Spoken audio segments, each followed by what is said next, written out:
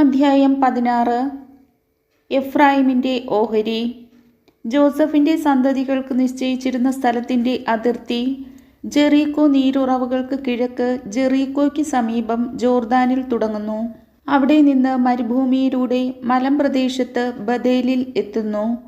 അവിടെ നിന്ന് ലൂസിൽ ചെന്ന് അർക്യരുടെ പ്രദേശമായ അത്താറോത്ത് കടക്കുന്നു.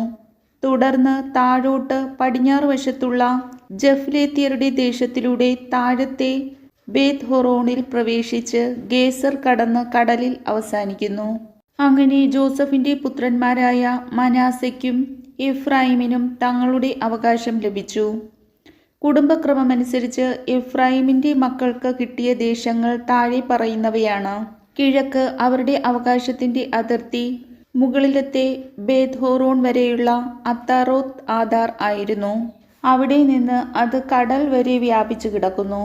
വടക്ക് മിക്മെത്താത്ത, കിഴക്കേ അതിർത്തി താനാത് ശിലോ വളഞ്ഞ് കിഴക്ക് യനോവായിലെത്തുന്നു.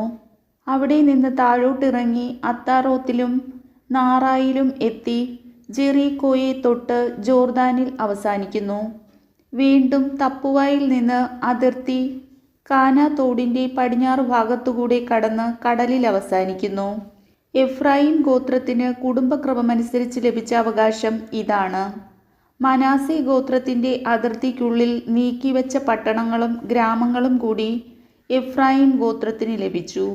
എന്നാൽ ഗേസറിൽ വസിച്ചിരുന്ന കാനാന്യരെ അവർ തുരത്തിയില്ല. അവർ ഇന്നും എഫ്രായിമിന് അടിമവേല ചെയ്ത് വസിക്കുന്നു. കർത്താവിൻ്റെ വചനം.